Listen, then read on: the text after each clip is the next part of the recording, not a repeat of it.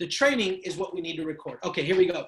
So today's training really is a life lesson. It's something that I believe every single one of us can utilize in our life, in every area of our lives, but most definitely can benefit us in our business. So the topic of our training today is going to be how to break the curse of limiting belief. How to break the curses in our lives of limiting beliefs. Every single one of us have limiting beliefs in our life. Let me give you an example of this, right? We are products of our environment, whether we like it or not, good or bad. Would you guys agree? Absolutely, right? How many of you guys have had that moment where you sit back and you're like, oh my gosh, I'm my dad. If you're a parent, you're sitting there and you're like, how did I become my mom? Right? It just happens, good or bad, because we are products of our environment. And so I have some good news for you guys today. If 2020 has sucked for you guys so far, the good news is tomorrow is a new day. Okay? That's the good news. The bad news is tomorrow will be the exact same way today is unless we change something right now. That's huge. I'm telling you, one of these, and I've only been studying this for myself because I want to know what I need to do to take my business from diamond to white diamond and to black diamond and beyond. And the only way I know how to do that is to look inside. Figure out, what am I doing wrong? Where areas can I improve? Are there blind spots? Are there areas? And so I started thinking to myself, maybe it's what's going on in here. 80% of entrepreneurship goes on right here in your brain. But if we don't even know what's going on in our brain, we're really lost, right? So the idea is every single one of us has this type of limited belief. And today, my hope is to help you to break that code. How do you crack the code and start to shatter some of these limiting beliefs in your life? Now, if you're taking notes, which I hope you are, I want you to write a couple categories. Number 1, faith. Number 2, family. Number 3 is finance. Number 4 is health. And number 5 is politics. You got faith, family, finance, health, and politics. Now, in each one of these categories, we all have limiting beliefs, right? So let me give you an example. Like, let's say it's faith. Maybe you grew up in the church and, one time, maybe you're 13, 14 years old. The pastor stands up and he says, hey guys, I'm having an affair on my wife and I just want to tell all of you that. And I need to be open with you. And because of that, I'm leaving the church. And now you've created a limited belief. And now you're like, you know what? I don't believe in God, right? Or maybe your family came into some money when you were a kid and your family decided to give some to your church. And then all of a sudden you saw, an elder or somebody show up in a Bentley. And all of a sudden now you've got this belief in your mind against God saying, oh, you know what? They're all about money at those churches. And so what's happening is you've got this vertical relationship, but you have limited beliefs because you look left and right? Instead of looking vertical, right, you were looking horizontal, okay? And so you've got limited beliefs in your faith. Now, also think about your family, right? Now, within the family, there's a lot of different things that go on there. There's relationships, there's family like extended family, there's your marriage relationship, there's relationships with your kids, and we all have limited beliefs there as well, right? Maybe you've never been married because you're so afraid of repeating what happened in your parents' marriage, right? My dad was always working and he was never home. And when he was always drinking and it would cause fights. And I would watch my mom go through so much problems. And so because of that, I don't ever want to go there, right? Or maybe I don't ever want to have kids. I don't want to have kids because my dad was this and my mom was that. And these are issues. Like I said today, guys, today's real deal Holyfield stuff. Like today's not network marketing. Today is life lessons, okay? Maybe there's things in your life in that family realm. You know what? Oh, I don't ever like to. How many of you guys, maybe you don't have to raise your hand, and actually I would say don't. How many of you guys have family members that you know need these products, but you won't reach out to them because somebody a long time ago told you the worst thing you could ever do is do business with family? And now you have this created belief in your mind. And now you have family members who can't sleep, who have anxiety, who have problems, who have health issues, and you know they need eternal, but you won't do it because you have limited beliefs in regards to family. Think about finance. See, we are all products of how we were raised. My grandfather quit school when he was in, I think, 6th grade or 7th grade because he had to. His father split. And him being the oldest, he had to go to work and help raise his brothers and sisters, right? So he never really had a lot. Hardest working man that I knew, very, very generous, okay? He was very, very generous, but here's the deal. He didn't understand money. In fact, he villainized money. He used to tell people, oh man, only rich people they're greedy, right?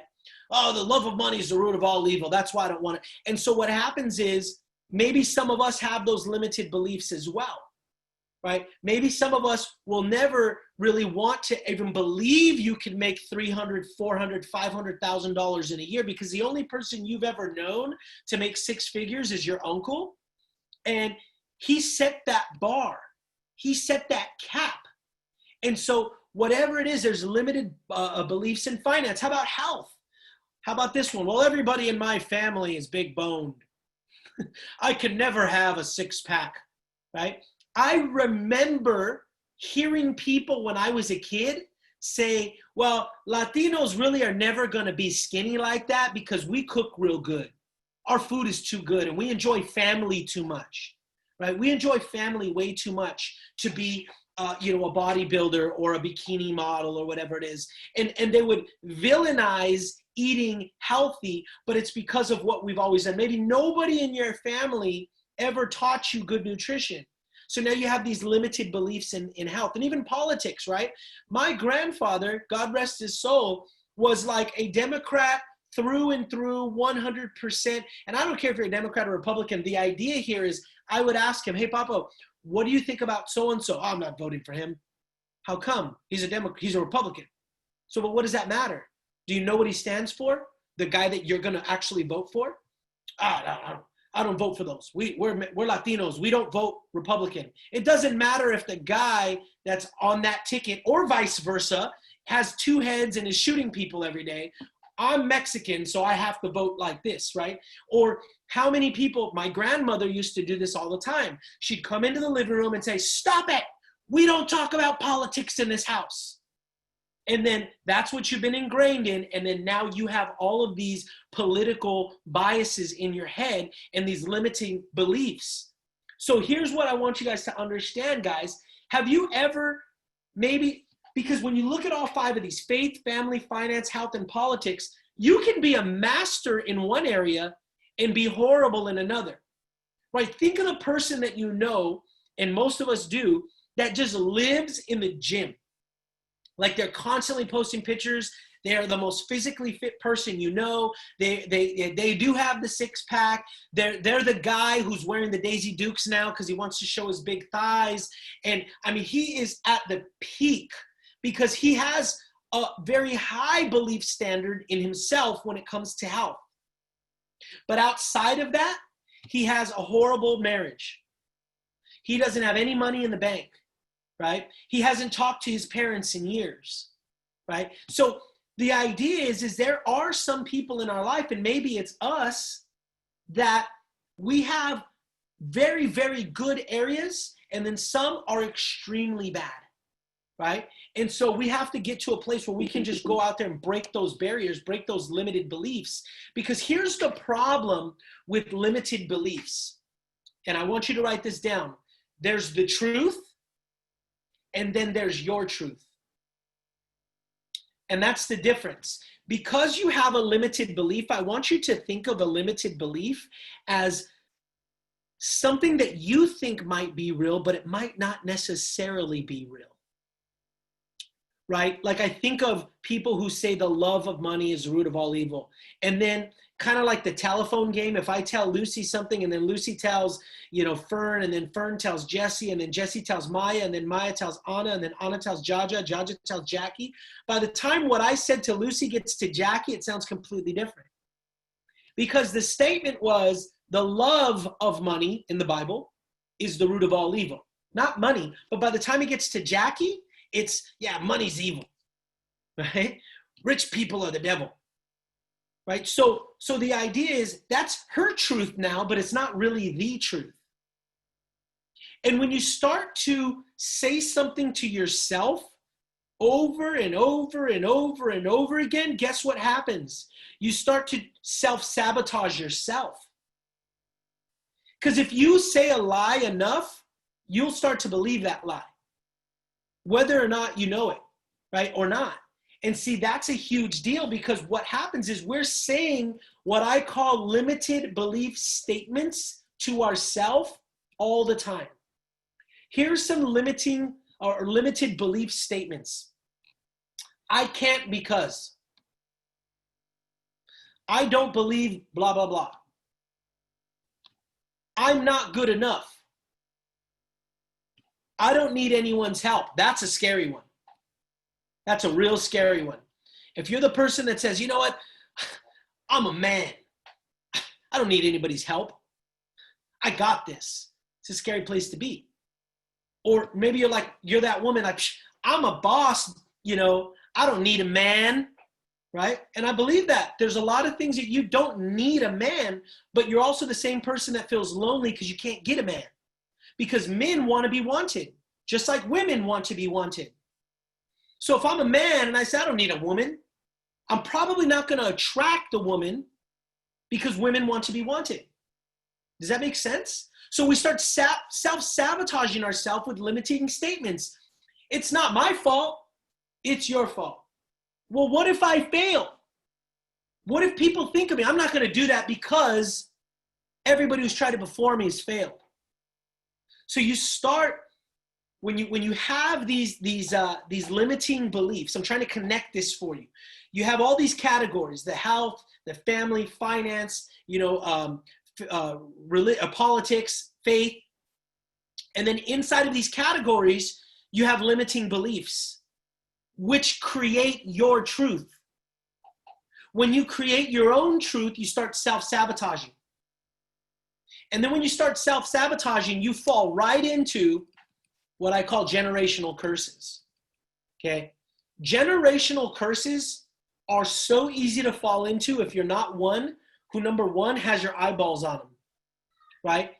Think about this. How many of us are so prone to hold grudges? If you hold grudges, chances are your parents held grudges, or somebody else in your family held grudges, and you learned that, right? Maybe you have a generational curse around money, right? Or being broke. Oh, that's just the way our family's always been, right? I have a family member, I won't say their name because God forbid they join our team one day and they watch this replay. But I have a family member, okay, who is die-hard, blue-collar, boots and hard hats and forklifts. Like, that is his way of life. He's a union man. And that's okay. There's absolutely nothing wrong with that, right? But he's always complaining. He's always this. And I've tried to tell him, like, bro, get a side hustle. Do something else. He's the guy that would literally post a meme that says, you could keep your effing suits. I'll wear my boots. And that's not a bad thing. My point is he's caught in a generational, because he learned that from somebody, and that they learned that from somebody. And then, but what happens is now, you understand that there's always going to be a cap on how much money you can make if you don't do something else in that realm. So maybe you've got generational curses that this is just the way we've always been, right? Think about like I always tell folks, my mom is very frugal. Okay, she's very frugal. And she learned that from my grandmother, who came up through the Depression, right? When my grandmother, and I think I shared this before, when my grandmother, when we moved her out of her home, to come live with my parents, my mom went into her refrigerator, and she would have like half-eaten sandwiches wrapped in like a paper towel in the refrigerator, because she didn't want to throw that food away because it was still good food. She just didn't, and she never got back to eating it. But it's because of this mindset, and it was taught and it was duplicated. Maybe some of us today don't believe that you deserve or are capable or will ever be able to make 6 figures. Maybe you believe you can make 6, but there's no way I can make 2. Do you guys know that to be in the top 1% money earners in the United States, it's about $425,000 a year? And when I say that to some of you right now, you just do not believe that is something you can achieve. And guys, that is going to crush you, not just in vaseo, but anywhere. Right? Alcohol, generational curse. My dad got home every day and he kicked his boots up, or pulled his tie down, and he had a beer every single night, and he lived a good life. And then that's what I do. And then what happens is now 1 beer a day goes into liquor, and then liquor is now it's not just one drink, it's 2 before bed, and then I start drinking, and next thing you know, you're caught and you're bound up. Breaking the law. My grandfather was in jail. My dad was in jail. All of my brothers have been in jail. I'm doomed to be in jail. Have you guys ever met a kid like that? I have. That they just thought that their life was destined to be, a jailbird. Other generational curses: sex, drugs, racism is another general. Oh, we're not racist, but you're just never going to marry anybody outside of being Hispanic, right? I'm not a racist, but you'd never come home with an African American, would you? Right? These are things that are taught, right? Abuse, verbal or physical, right? And maybe you're not, well, I'm not verbally abusive, but maybe you're a wife here today and you for sure know how to cut into your husband real good with a tongue, right? I know a lot of people they're great people, but when you're with them for about 20 minutes, you're like, dang. Afterwards, like, she cuts him up good. She knows how to do it. That's verbally abusive, and you're a female, right? It's always men. Men always get the rap that they're going to pound on everybody. There's a lot of women out there that can cut up a man to the core real easy, and that's learned behavior. That's stuff that you watched maybe your mom do and then your grandma do or somebody, right? So, but I'm going to throw another one in here, guys. It's called personal vice management. Do you guys know what a vice is? A vice, think of this. We've all done something, or we have done something, or we do something that it's literally like the most embarrassing thing that you've ever done that nobody knows about. And if it got onto social media, you would be absolutely mortified. Maybe it's binge eating. Maybe you're like, yeah, I'm all about vaseo, but every single night I have to have a bowl of cereal or a bowl of ice cream with a Dr. Pepper every single night. That's a vice. And it's not a good vice, because you do that every night, you're going to mess around with diabetes. You're going to jack up your entire body, right? Maybe it's alcoholism. Nobody knows this, but I have a little thing here in my drawer, and I hit that 3 or 4 times a day, right? But I can function. I'm okay. Nobody knows. That's a vice. Maybe you're just dog lazy. You hate working hard, and I'm just lazy as all get out. I put up a good front, but I'm always cutting corners. I'm always fooling myself. Drugs, pornography, there's so many things, and I don't care who you are. We all have vices, and here's what I'll tell you. Your vice will soon enough catch up with you. And the reason I say this is because if we can learn how to deal with our vices, then we can get that freedom to be able to go and tackle these generational curses and these limiting beliefs that we have in our life.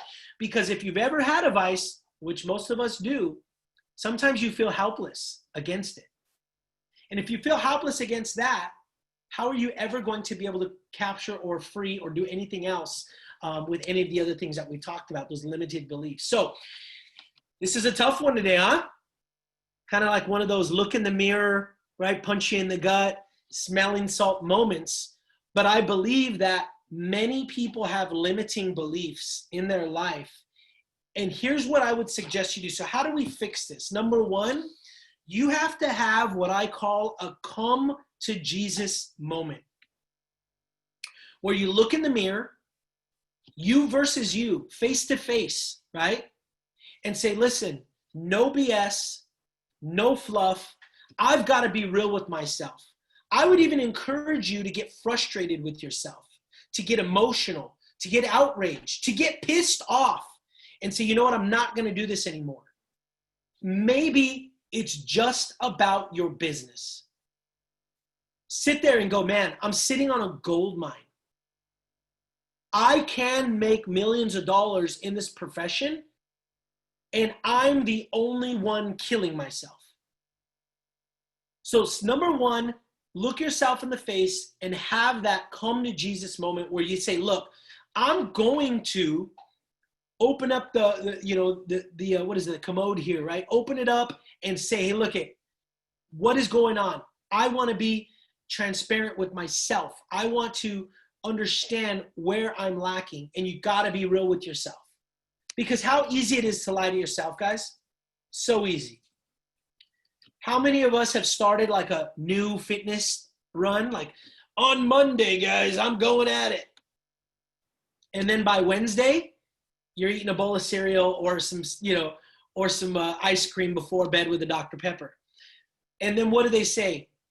Hey, Diana, get an accountability partner, right? Hey, Jackie, tell your goals to somebody else. Because the second you can go out there and talk to somebody else, you can actually hold to that goal. Because I can lie to myself all day long.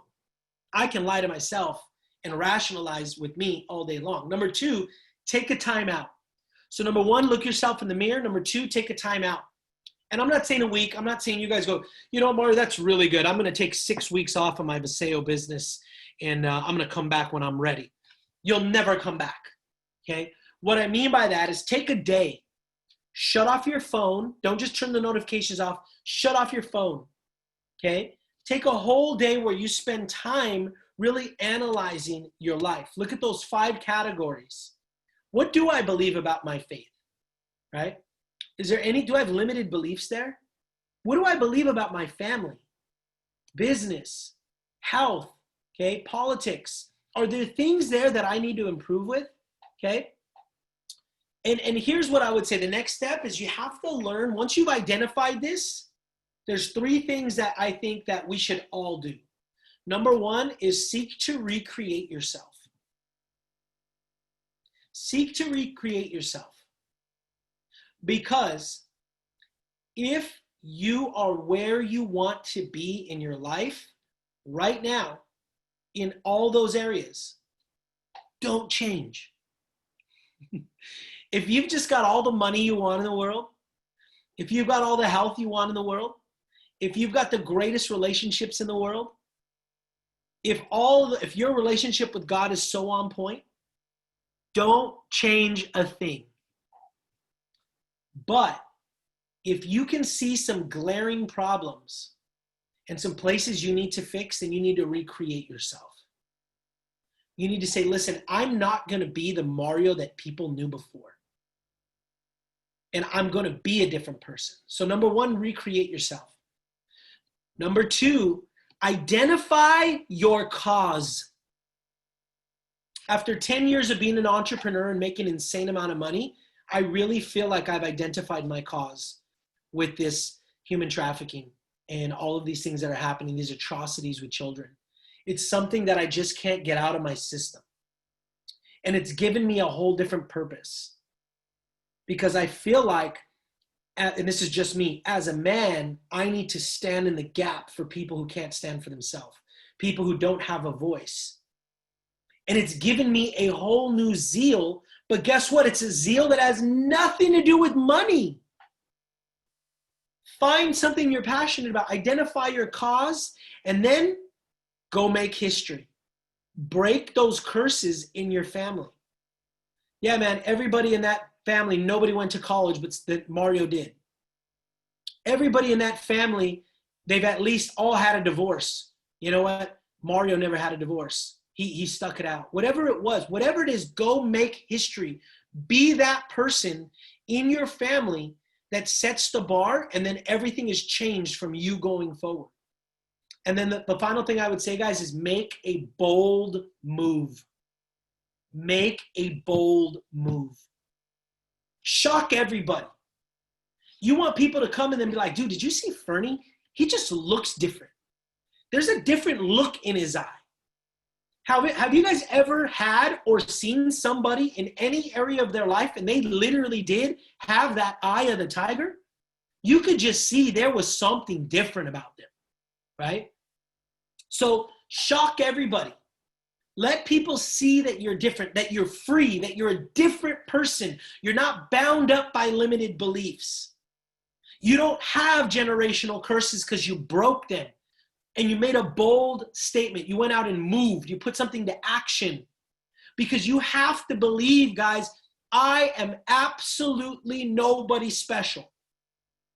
I think I have a picture, and if I do, I'm going to take it and I'm going to send it to the group to show you the house I grew up in Whittier, California. Okay? It is absolutely nothing to write home to mom about. Nothing. I don't come from money. I don't come from business owners. I don't come from entrepreneurs. But I know, because my belief level has been lifted, that I will impact millions of people around the world through multiple things that I do. I know that I will make millions of dollars. I know that. It's a given. How many of us can say the same thing? So I want you guys to take this and do it like a practice. Sit down, write down each one of those things. And even if you say faith, what do I love about faith? What do I hate about faith? Right? Finance, what do I love about money? What is my definition of money? When I was younger, guys, one of the reasons why I believe that I got broke, I made a lot of money when I was young. By the time I was 25, 26, I was making $200,000 a year in corporate America. And when you're that young and you make that type of money, to be brutally honest, I didn't respect money because it was easy. Money's easy to make. Oh, I just buy it. Who cares? We'll get it. Don't worry. I'll make more later. Don't worry. And you also believe when you're younger that you have all the time in the world. So even if I lose all the money, I'll make it all back in 10 years. I'll still only be 35. But as you grow older, you realize that time is not on your side, and you realize that you do have to respect money. So you got to go, what is my definition of money? What do I respect it? Do I think I deserve it? Do I believe I'll ever get it? Go through all of these things. And then one thing that I would say is, if there's that one person in your life that you trust more than anybody, maybe it's not even your spouse. Maybe there's somebody in your life that you can show this to and say, look, this is what I came up with, Tanya. Read it through and tell me if I'm full of crap. And you have that one person that's going to be like, that's a lie. That's not true. Okay, here's the truth. You want me to tell you the truth, Tanya? Okay, here's the truth, right? Because you need somebody outside to give you a third-party perspective, but it's got to be somebody you know, love, and trust that is going to tell you what you need to hear, not what you want to hear. Because guys, the vaseo opportunity is beautiful because it's the same for all of us, right? It doesn't matter where you live, your education, what you look like, you know, your belief systems. The products are the same for everybody. The comp plan is the same for everybody. The system is the same for everybody. The amount of people in the world are the same for everybody. So vaseo is proven.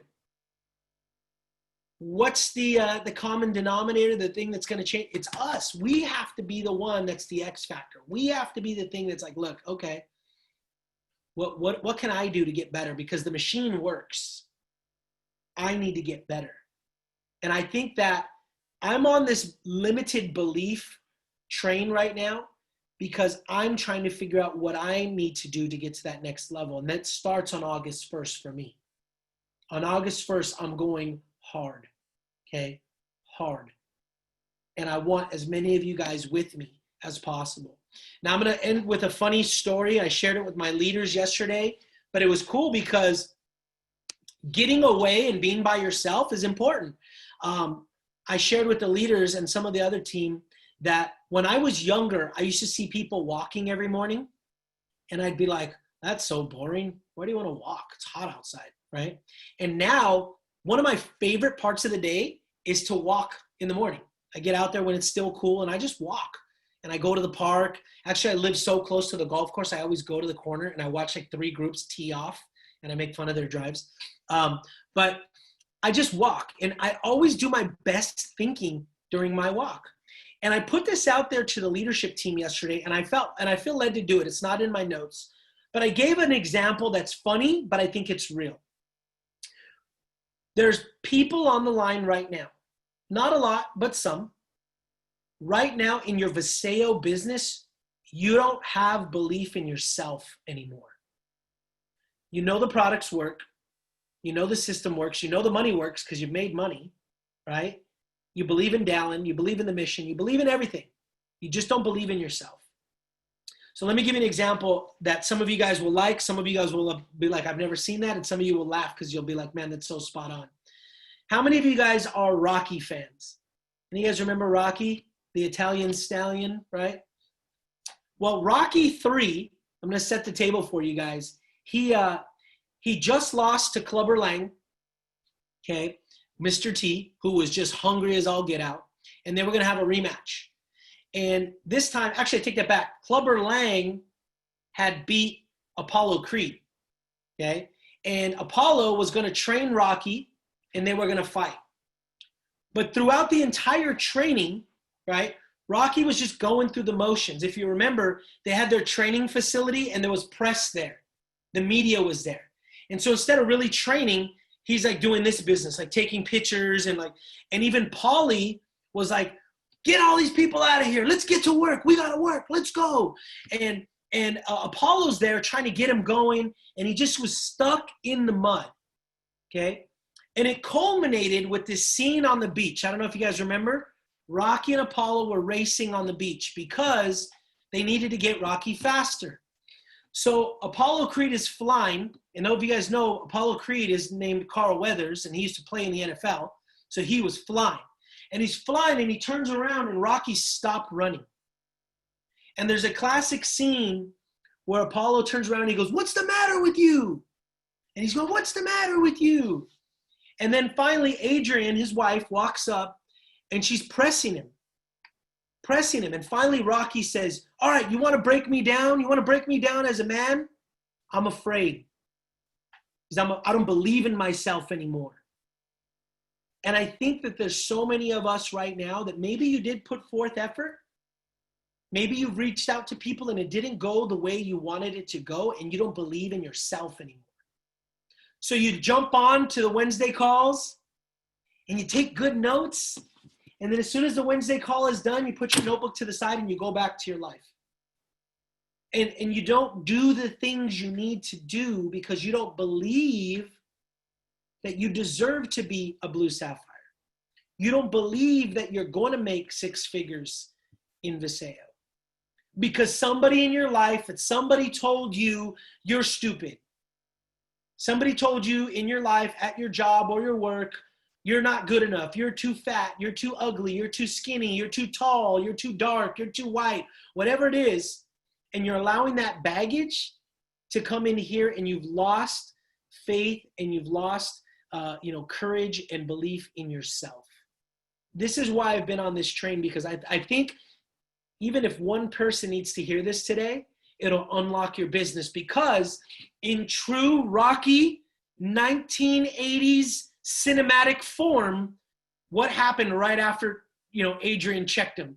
You had this super huge, 1980s inspirational song that came on. It was like, and then he's like, all of a sudden he starts fighting again. He goes crazy and he flipped the damn switch.